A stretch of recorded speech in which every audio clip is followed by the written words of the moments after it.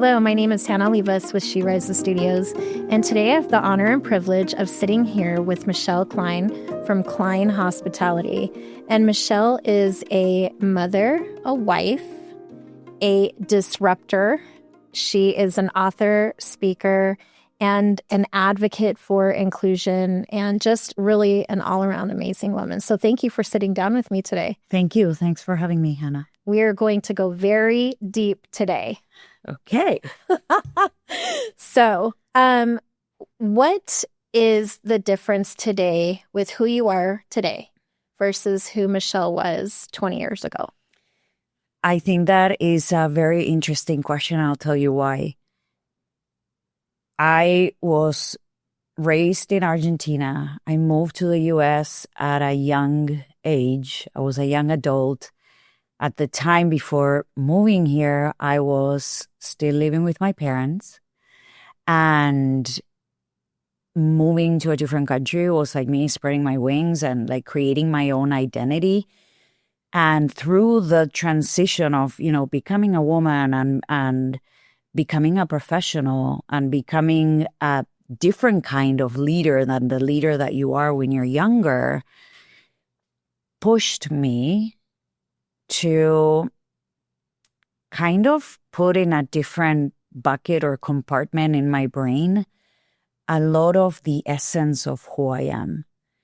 And I say this is an interesting question is because in the last few years, I really reconnected with that.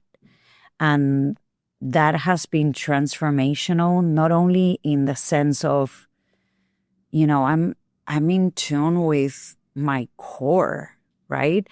But also like teaching people around me or letting people around me see a different side of me, a way softer side of me. And obviously the transition that you go through in life and maturity and hitting 40s and all the things, collecting experience and so on, that makes you someone different, right? But I am a lot more today who I was when I was younger, when I was closer to my roots than I've ever been before. So you mentioned the essence of you. Tell me a little bit about that. I'm curious. It's, one of the words you used was, I advocate for people. That was me when I was little. It was crazy. My mom would laugh and, make mention to me being like the attorney that no one called, right? Because I was always like, oh, yes, like I can speak up for you. But I've always been the one who raises her hand, who wants to sign up, who wants to, step in and take the lead and take a look at everything that we have. I don't like saying I like breaking the rules, but I like redefining the rules because rules are there for a reason. And I am a very traditional person and I respect protocol and chain of command. But I also believe that if we're able to be in touch and in tune with the people around us, the way we're operating, what our clients need, or, everything that makes up for it, then there are many instances where we have to rewrite those rules. And being alert makes sense. So a bit of a disruptor in that sense, too. So when you were growing up, did you have this vision of what you would be doing as an adult? Zero vision of what I would be doing as an adult, and if you were to ask this question to my mom, she would have said, or she would say, that I would always say I wanted to be the star at the top of the tree, right? So picture the Christmas tree. There's always like a star on the top or that little angel. And that's how I describe myself, right? That's what I want to do. Like I knew that I wanted to like climb whatever that was that I had to climb. I had no idea. And I remember on the last year of high school, I had no clue what I wanted to do. No clue. Like I wanted to be an attorney like daddy, but then there were all these other things that, I had no idea. And my parents put me through a process where I was working with a therapist that was like career orientation and so on. And one of the things that was highlighted like really, really strongly was communication and hospitality. And, back in the day, my dad was like, you're not going to go into the hospitality industry. You're going to end up making bets and this and that, like narrow-minded, right? We laugh at this now, but that's exactly what I ended up doing. I did have my years in law, of course, because I wanted to test it, do it. And I'm that kind of person, like I have to, sure, you can share with me what you think is the best route or like the advice, but I have to test it. I have to try it, right? So I had those years. And today I'm doing exactly that, what that person told me. And I guess she was right. I all I do is, help people communicate differently and bridge gaps. And I started in the hospitality industry. And although I'm not embedded in the operation anymore, I still believe that there's a lot of what I learned in that industry that we can carry through other industries because it makes sense. Because you have zero resources and you still make it happen. And you're, working to make someone else happy or someone else comfortable. You also mentioned a part of you is curious. Where did the curiosity come from? So I don't know when this started, to be honest. But I know that I've always naturally asked a lot of questions. And again, we all experience things that put a bit of a dent or like make us reroute where we're going. And I look back in time and I realized that when I was younger, I had a big voice. And maybe I wasn't advocating for myself, which is very interesting, right? But I used my voice. And then eventually that somewhat went away slowly for whatever reason. But it's curiosity what really gets you the answers. It's listening with the intention of learning something new about someone, right? Mm-hmm. From like moderating a panel where, sure, you have your questions that you're going to ask the panelists, but you have to be, figuring out how am I connecting these dots so that the next question has a little bit of what this person said, but and all those things come from curiosity, asking the right questions to my clients so that we can go to places that they are not going and they're not exploring, right? And for many, many years, my job was to turn underperforming operations around. And in the process of doing so, the worst thing that you can do as a leader, as an operator, when you step into that role is literally go in and say, okay, we're going to change this and we're going to change this because it worked somewhere else. You can't do that because you're going to face resistance because people are not going to buy into it. And if you don't have buy-in, then you're not going to move them to action. And if you don't move them to action, nothing is going to change. So I think curiosity is very important. And if there are moments when I realize that I'm losing it, I definitely dust it off and bring it back and do whatever it takes because it's what really creates that connection.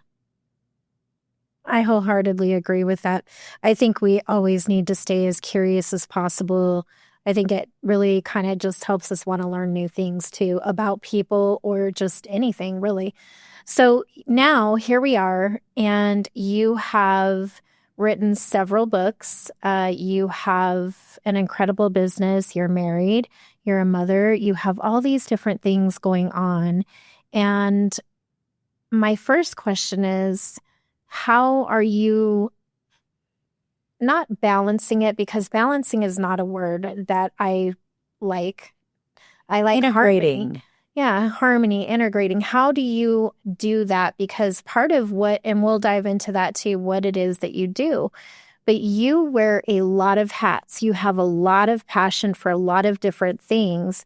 And so how are you able to keep up and do the things you're doing?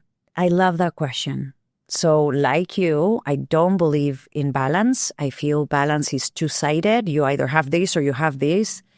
And it's about seasons. It's about learning how to look at the bigger picture of your life and then finding the right ways to integrate everything that brings you joy, whether it is exercising or going out to the lake, or it's, meeting with a friend for coffee and having that deep conversation, or juggling kids' practices, or, all the things that we do when we do all the things all the time. The one word that gets you off that hamster wheel that everybody's caught in is boundaries. Mm-hmm. So identify everything that makes your life yours, and then be selfish. I laugh when you said boundaries because obviously you and I have texted a lot today, and your responder says, I have boundaries. You should try it too. And it's a call to action. I had to look at it twice because I thought, wait, is that specifically for me, or is that the responder? But it was. Yes. But I love the fact that, boundaries really are a good thing. So you're a mother, you're a boy mom. I'm a boy mom, never quiet, never clean. And I love some of the things that you've shared over the course of years that we've known you, even thinking back to we had a session with you not too long ago, and I said, call someone who will make you laugh. And you did. And I think you asked one of your sons to tell you a funny joke. Yes. And I got to see another side of you, this playful, unguarded person just experiencing life. But you have double fun, triple fun, because you have 3 boys, which 2 are twins. Yes. How do you do it? That's what I want to know. So how do I do it? Like I said, never quiet, never clean. I am very methodical. I love process. My brain was wired for process for so many years, right? You don't just shave that off, and it works. And boundaries start with my sanity. So I have learned, I run a very tight ship, right? I am not going to say that there is never chaos and you show up at my house and I'm like a Stepford wife. No, none of that. Okay. I'm Latin. There's a lot of passion in my blood. So there is loudness, right? There is me becoming a sergeant at some points. So the one precious thing that I have learned is, in order for me to keep my sanity in check and keep the house organized where it looks clean, where it's not like some bomb dropped, is by checking myself before I wreck myself. Because if I start with the screaming and the craziness, and, my husband makes fun of me and says, you're the only person that I know that will clean the house before the cleaners come in. Well, because it's respect. Literally, like, I walked into the kids' bathroom 2 days ago, and the tub is disgusting, and the toilet is disgusting. And you know what? They're at an age that if you know how to use a smartphone, you know how to clean a toilet, right? Sorry if this sounds harsh, but hey, you got to learn at some point. Otherwise, clean after yourself. We wouldn't need to have a rotation if you were cleaning after yourself, period. Right? So it's a matter of respect. So I feel like I do have to run a tight ship to keep my sanity in check. But then at the same time, to me, everything is a learning experience, right? So, and the twins that are at that age, because the oldest is older, they sometimes feel like, okay, Mom, we don't need another leadership lesson. Like, don't make everything a lesson. But it's true. Mm. So I love Mary Poppins. And one of her songs says, find the fun. And that's it. In every job, there is an element of fun.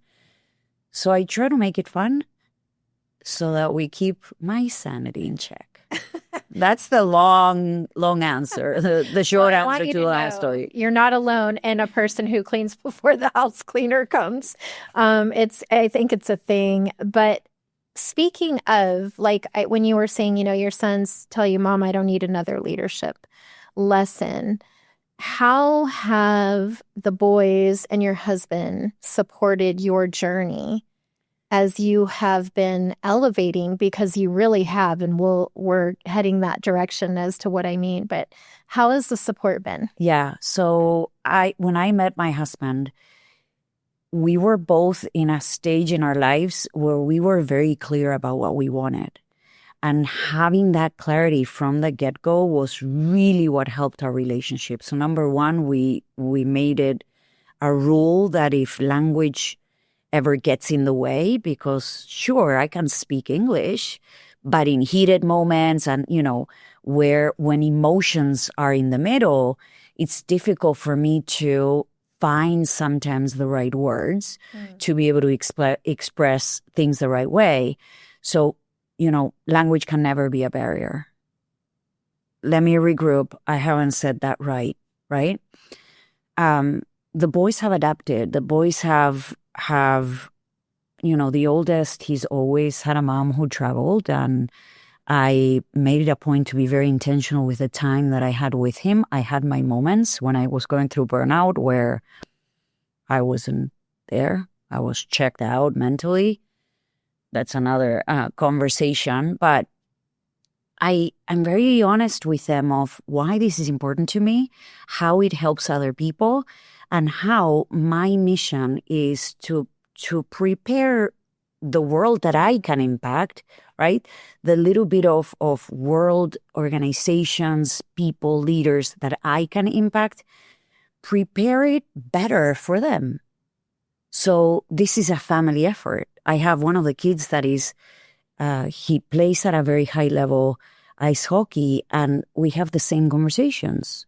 This is a team effort. It's not just us taking you to practice. Yes, it's like daddy putting stuff aside to take you to practice, or us not seeing you over the long weekend because you had to travel to, I don't know, Denver for hockey. So now the family split, or not being able to have dinner all together, right? It's a team effort. Well, my job is the same. My husband's job is the same. So we try to create that culture at home where we support each other's mission as long as it's still aligned with everything that we're doing. And on the side of my husband he was always the one that, when we first started talking, I made mention to, at a young age, I would always use my voice, right? And all of a sudden that got silenced. And as I was starting to step out of that silence, I met him, which was perfect because he was exactly what I needed, right? And you have to follow those signs to know that, there's alignment and things happen when the time is right. Yes, you're going to do the work and you're going to activate, but trust the process because it'll happen. So I met him in a moment in my life where I needed someone to help me, unsilence, unlearn, right? And in the years after, he was always the one who said, you should be a speaker, a motivational speaker, or you should write a book, right? So it's kind of like me, like, okay, it took me a few years. I needed to experience the experiences to help me figure out what do I want to talk about? What do I want to write about? Who do I want to help? But I'm doing it. And I think that in part, I'm doing it because he pushed me, because he opened that curiosity door that maybe I wouldn't have. Well, thank you, Mark. Yes. Thank you. Yes. So speaking of, Kline Hospitality is with you and your husband. And I just wanted to get a little bit of background of how that was birthed. I was thinking about the answer to this question a few days ago on a different project. And it's actually really interesting because a lot of the big steps, big moves that I've made grew out of a sketch on a cocktail napkin. Love it. I am not kidding you. Like, I can literally tell you, when I made the decision of opening KHC, it grew out of a conversation with my dad sitting at a cafe in a little piece of napkin. When I rebranded my, Kline Hospitality back in 2021, and the logo, and I was working with a designer and this and that. I'm like, it still doesn't stick. And, we grabbed that cocktail napkin at a bar, Mark and I, and he's like, how about this? Tuk, tuk, tuk. And I was like, oh, okay. So how was it born? It was born out of an incredible desire to change the world. Sounds huge, sounds heavy, but the world that I was in, right? My world was crazy chaos. It was moving people to action with limited resources. It was dealing with a CEO who was a jerk, right? I don't even know how to say this nicely, because literally he had a PhD in being toxic, and he allowed the entire world to know this, and it was okay. And I wasn't going to deal with that culture anymore. I did not want to be associated to that anymore. So now you have this business, Kline Hospitality, but you also are becoming this change maker through there. And then, we met in a different project, in a whole different realm, and you started writing. Yeah, and when you and I met, it was the initiation of another big pivot for me. Because I had finally made the decision, I don't want to go back to operations. I don't want to be out there. I just want to work with the people, right? I don't want to do the process anymore. And that process, or that transformation, was confusing, and it was scary, right? And it was the right moment for me to pivot into writing. And I remember it being very cathartic. There's so much I remember about the first book that you wrote. And there was almost this like, I'm not going to do that. Yeah. And I'm a very private person, right? And now you're asking me, like, I've totally evolved. Okay. Not that I'm like telling my bedroom secrets out there, but like I have worked really hard to break that shyness and that, right? Like, this is great. It's you and me having a conversation. Sure, there's cameras, but but yeah, it came in at the right time, and I wasn't ready, but sometimes you got to do it. I think what you wrote in that very first book is something that, number one, I've always hung on to, the win or learn. It's just like, if there's anything that I took from that entire book, which was the title, was just the whole thing behind it. And then, challenges. Yeah. The book was meant to create and challenge women, but I wanted us to challenge each other. Yeah. And so so you did. I remember this one particular challenge, and I was hoping you would share with us if you have one that stands out to you that was your favorite. I definitely have one, but I want to know if ours are the same. My favorite. Because I remember you being a little like, I'm not going to go live.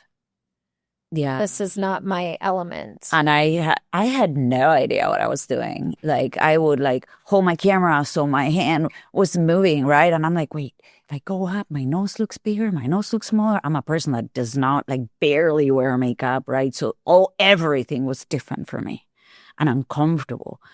So I think that the first time that you told me you got to go live, I was like, oh, right? But I have to do this, right? I'm committed. And you know what? The biggest heavy or like push for me was, on the one hand, it was my commitment to you, right? We said, we're going to do this. Okay, we're going to do this. I'm all in. On the other hand, it was all the other women that were part of the anthology. And I didn't want to be the one that wasn't moving the needle, the one that wasn't pushing hard enough, right? It had to be proof of my collaborative spirit. But if I have to narrow it down to one, like that one live, like I hated it. But if I have to narrow it one, it was probably getting back on that longboard, on that skateboard. That was my favorite. After like wrecking my shoulder, and like I was a mess. I was so excited. I was on it. And I was a disaster. And it took me 4 months to feel better. So the perks of growing old. And then when you're like, yeah, you have to face your fears. And I'm like, I so want to get back on those wheels, but I just don't know how I'm going to make this work. And I grabbed my oldest son and I said, dude, help me out because I really want to do this, right? Can you walk me through it, but from scratch and just film it? And he's like, okay, you got this, Mom. It was awesome. So I think also doing it with him, not only getting the back on the board, but also doing it with him. That was just special. I think that was one of the best that I saw from that particular era in time was that live. And we're talking about, the book revolves around being unstoppable, facing your fears. And I think that there were so many examples of that. And so over the course of 2 years, give or take, you wrote in several different anthologies, and each one had a different purpose. And then you decided, now I'm ready doing this. I'm going to go out and I'm going to do my own book. Yeah. And so I have to ask, what made you finally say, okay, I'm ready. Let's just do this. So when you approached me about becoming an unstoppable woman, I was like, you know what? Sure. I had Mark's voice in my head saying like, you should write a book from like thousands of years ago. So I was like, maybe this is it, right? And I'll tread lightly. I'll see how people react to it and learn about what that industry looks like and what deadlines look like and all the things and how comfortable I feel. And when I made the decision of writing 360-degree impact, I was so ready. I knew what I wanted to share, but it was hard for me to figure out like, how do I pinpoint my audience? Because this is not just for leaders. Yes, it's awesome for leaders. It's like your Swiss Army knife of leadership in a box, right? But it's not just for leaders. This is for anyone. It's for the mom. It's for the young adult who's learning about life and organizations. And so when I started writing, it was really messy. Like I have gotten so much better at it. It was very, very messy. And then one day it dawned on me. I'm like, I'm just going to split it. This has to be something easy to read because people nowadays don't read anymore. They don't have time. They don't have the patience. Their focus is all over the place. So how do I break this down in a way where you can look on the table of contents and figure out, okay, this is what I'm going through. So I'm going to go straight there, right? You can read it cover to cover, but you can also pick your poison for the day. And on the other hand, I thought there has to be a way to implement this concept for yourself and do the work yourself. Like, what does that look like personally? And then what does this look like in a corporate level, in an organization, companies, right? Teams, and having that opportunity to not follow the rules, right? Which is something that you taught me. Like you know, when I asked about the forward, like who should write my forward? And you're like, you're the owner. You do whatever you want, right? You're the author here. And being able to color outside the lines, allowing myself to color outside the lines, outside of the tradition, right? So creating that space for this is how you implement personally, and this is what this looks like in the corporate world. So if you're not someone who's in business, you don't have to read that part if you don't want to. Right. You're still going to get something cool out of it.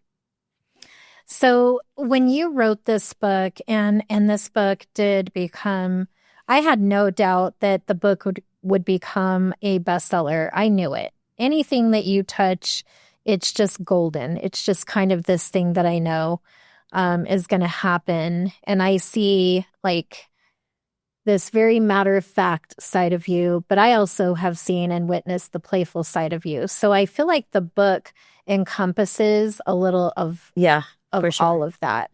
And like you mentioned, anyone who reads this book is definitely going to gain a nugget somewhere along the way. And it's not a book that's meant for just a man or just a woman. It's really a combination. And now the book is out. The book has done very well. You're continuing to do so many different things. You're expanding your wings each and every day. And you are, I know, currently in the process of having another book come out with an excellent woman. But you are also speaking. You're entering arenas and speaking on stages. And I have to ask you again, does this go anywhere close to what you thought you were going to do 30 years ago? Do you feel the little girl Michele catching up to? I don't know. I think that I'm a strong believer in the universe and the law of attraction and in, being intentional about what you want. I also believe that hand in hand comes taking action and creating a plan that makes sense. But I think that maybe I'm wondering if the fact that my parents allowed me to be that curious mind and that tiny leader and encouraged that, and the fact that I went to a school that literally that's what they taught us. Like I look back in time and I follow them, I follow my old school on Instagram and on LinkedIn, and I see what they continue to do. And it's like, it's so powerful. Like I had that epic foundation that allowed me to intentionally throw these things out there. So is this the universe saying your wish is my command? I don't know.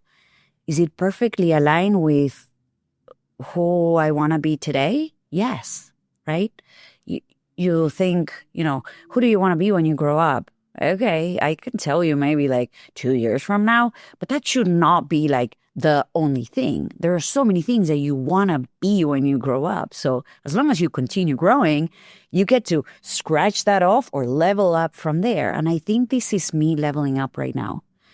Also with the strategic wiring that I have, allowing me that opportunity to, on the one hand, travel the world, travel the country, inspire others, continue to grow myself through other people's stories, and prepare myself for when the kids go away, when they start their own families and their own lives. And, I have one who just started college, and since he was in 7th grade, I was like preparing myself for this moment. And I feel like if I have another baby that I can be inspired and I can pour into, it's going to make that transition when the twins go to school or decide to have their own families, then it's going to make that transition better. I'm not going to drive my husband crazy. It's healthy. I agree. So this book, 360 Impact, there's a lot of things going on in the world right now. Yeah. Especially here in our country. And I wonder, because you come from that leadership background, you come from a voice of reason and someone who is a great communicator. How do you think this book that you have written could help with what's going on right now? And you, in the field that you're in, what things do you think you could step out and really be that voice and lead? Yeah, I feel very comfortable and confident saying that I believe that what 360-degree impact does for others is it allows them to remember that they need to reconnect. Reconnect with yourself, reconnect with your style, reconnect with how you lead, reconnect with the way you want to show up to serve others, your community, your church, your whatever that looks like, the circle of people that you impact around you, and reconnect with the way we do business. Right? Like, being on a salary doesn't mean you have to run yourself ragged and to the ground where, you're working 60 plus hours a week. It's not sustainable. It's a reminder, and it's a call to action for organizations that keep saying, we don't find the right talent, or, the new generation doesn't want to XYZ. Wait, let's take a breather here and reconnect with the human side, right? Something that COVID left behind for us while we were going through COVID. I was thinking, yes, this too shall pass. And there are crappy things that we learn from this experience, and then there are awesome things that we're going to learn from this experience. I'm really hoping that the deep need for connection that people felt when we were coming up with these BS plans or doing a, drive by someone's house for their birthday with signs and, right? Yes. Like the crazy things that we were doing because we craved connection, right? I believe this book does that. It's like unveiling, guys, let's wake up. Because we can't keep doing what we have been doing. If you want something to change, is the definition of insanity. You want better leaders? Train them, invest in them. You want better line-level team members? Show them that you care. Cut the BS. Don't just put things on paper and create policies and procedures and not follow them. What do you think it is that, I know it's connection, but when you're, for you, an example, someone comes to you and says, look, I need to bring you in. We're having problems finding talent, or we're having problems keeping talent. What do you normally find is the biggest issue? Love that question. I take a deep dive into your culture. Like, is there water in that pool or not? I don't know. We're doing this. What I'm finding is disconnected people. Leaders that are disconnected from their mission. They don't understand what purpose they have, either personally or how they fit into the bigger puzzle of the big picture, right? The organization, what the heads, where do they want you to go, right? So if you lead from a place without intention, without confidence, without, right, connection with your people, that is truly what's going to tell you, are you winning or are you losing, right? So I find that. I find team members that are exhausted. I find leaders who are doing great from a performance standpoint, but no one's taking a second to sit with them and truly understand what's going on in their brain and their heart. And the reality is the brain and the heart are way more connected than we think. So if you can't get through people's hearts, it's going to be very difficult for them to make that decision, to take action, to make the change, to improve the quality, to hit those KPIs, right? To level up. So it's a huge disconnect. I go back to connection, right? What do you feel when someone says business is business and personal is personal? When someone says business is business and personal is personal, we would have to look into the context, but I'm going to take a stab at this from one perspective. Surely there are millions, depending on the situation, right? Have you ever heard that phrase, boys will be boys? Yes. Right? So that guy, I don't know, like touch that girl's bottom. Oh, boys will be boys. That boss send the VP, because she's a woman, send the VP to get coffee for everyone in the boardroom. Oh, boys will be boys. And I am holding my tongue not to say, right? The first one starts with F. The second word continues with that. And the last one is SHIT. It's ridiculous. Mm-hmm. We can change. We got to change. I feel like sometimes when people are looking for a person to come in a leadership perspective, I feel like sometimes it's almost like they're thinking that you are just going to come in and be this magician. Yeah. Who changes everything about what is happening. And some people may even think like you're coming in to be the Band-Aid, but really what you're doing is ripping the Band-Aid off. 100%. Like you could have not articulated that any better. So I am literally resistance? ripping. Oh, for sure. For sure. I think that, but because also the resistance comes from past experience, right? I was working with a very large, well-known commercial airline, and the resistance that I would feel in the room was ridiculous. Why? As I start digging a little deeper, they went through all these trainings. Well, I see that everywhere else. Traditional training doesn't work anymore. And in many cases doesn't stick. So if it didn't stick for you, oh, here comes another consultant, or here comes another, leadership development person. Well, the edge that I found is, this goes back to that transition moment in my life where I step out of operations, right? And the method, the strategy, the steps in the process. I bring all of that with me. I'm like I said, Mary Poppins, right? I open up my little bag and I have Kaizen and I have process improvement and I have, all these things. But then there's also the soft side. And to add a little pixie dust over it, I understand what you're going through because I've been in your shoes. I was a leader once. I was a line level team member once. I was a manager. I was a lead. Like I went through the process. I sat at the C-suite. So that helps me through experience storytelling, reeling them in after we rip that Band-Aid off, help them realize that we can find alignment.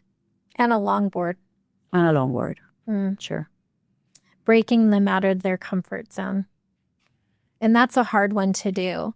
So now you are working on some other book projects. Are you allowed to disclose a little bit of what's coming next? I think that you are the owner of that answer. I think yes. I think yes. Why not? So for me, 360-degree impact was a way of looking at life and all things connection. If I make this move, I'm going to impact this and this and this and this and this, right? A circle, a wheel, and well-rounded setting the tone, so to speak. What comes next is you doing the work. And even though 360-degree impact has prompts and has those little nuggets that will nudge you to start that process of transformation and really questioning yourself, what's coming next is next level. It's me being bold and witty and pushing you and perhaps seeing a little bit of what you say that you have seen in me before. It's me speaking without filter and calling you out. It's not gonna be everybody's cup of tea, and I'm okay with that. Because I'm not going to inspire the person that wants to stay where they are. If you want to grow, you got to do the work. So you actually have a quote I stole, and you wrote, "Growth is uncomfortable, but staying costs more." Way more. And I really thought about that. I thought, okay, so growth is uncomfortable, which we all find it to be uncomfortable, but staying complacent, never moving, taking action in anything is way worse. Like it does cost more, and it leads to so many different things. So this book that you're talking about, I think the name of this book is perfect. Because I picture the person that's going to read this stretching. Stretch is all about the excuses. Mm. And the reality is, stepping out of your comfort zone is not only facing your fears, but facing the excuse that you've been using as a mask. And I don't want to spoil it, but the story that I share, so 360-degree impact was a lot about sharing my experiences, my stories, and so on, set the tone, do the thing. This is micro stories of all of my clients, right? And I'm not, if you're Jessica, you're probably going to be Jane in the book, right? You're not Jessica, so it's okay. What Stretch does is it faces all those things, right? You've been saying all along that you don't have the time. Sure, let's go there. Let's talk about it, right? So we explore all the excuses and the same situation, right? It's a short read. It's easy. It's like straight to the jugular. It's funny.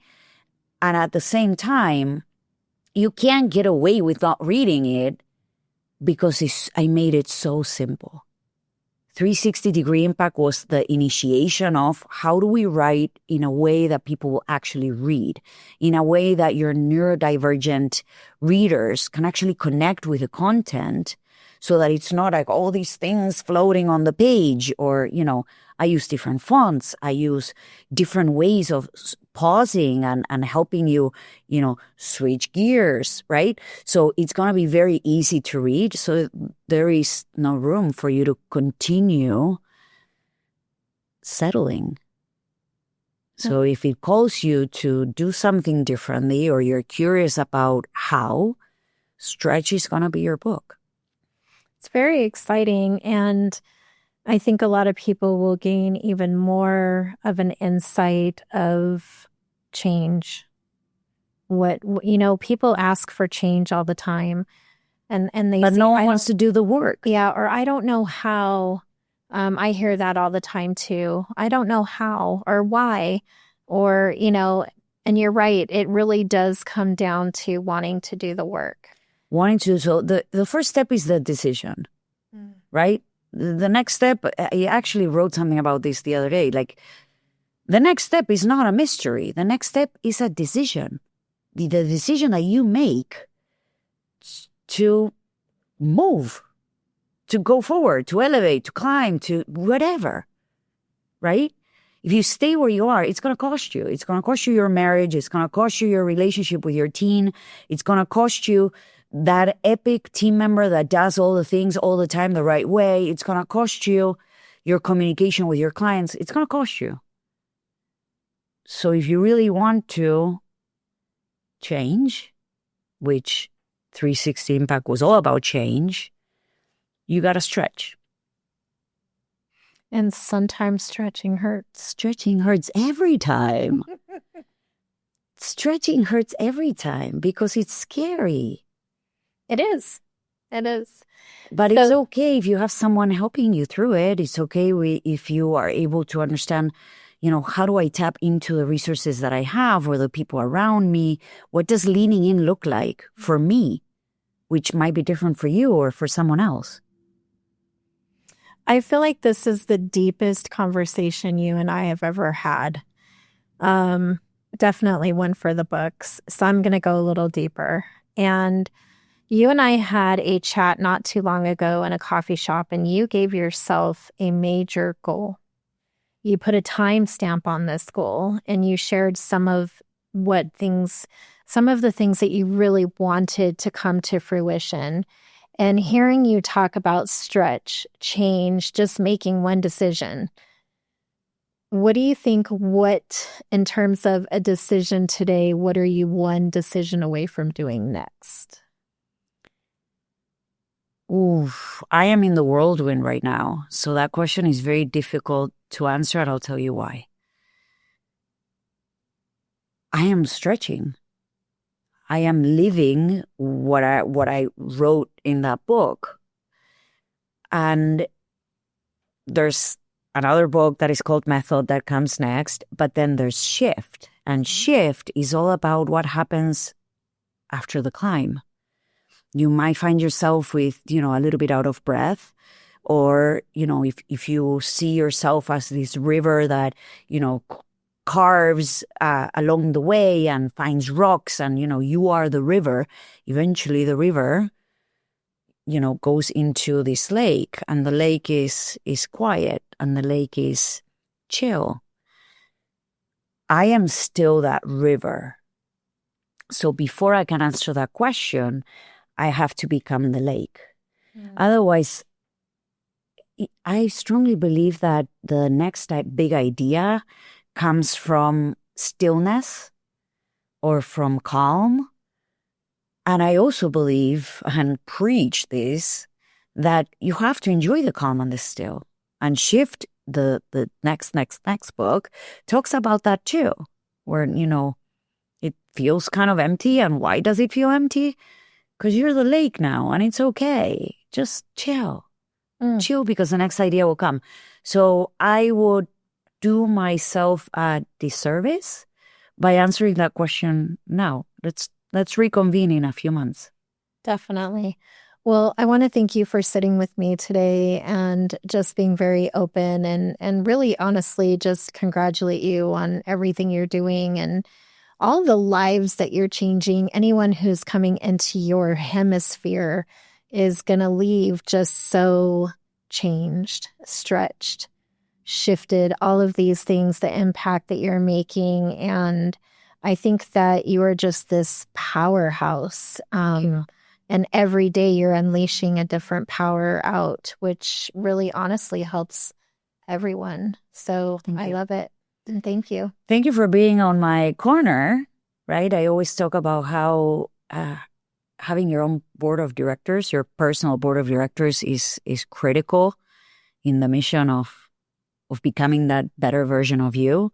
And you have been that person. And I believe in the right timing. And I think we're doing the things. We are. So this today has been a very deep conversation. We're going to do this again. Because we really want to bring forth each layer of what it looks like to get to know you, but also to work with you and really bringing forth what true leadership is. And I think that you are the epitome of it. Thank you. So thank you for spending some time with me today. Thank you for having me. All right.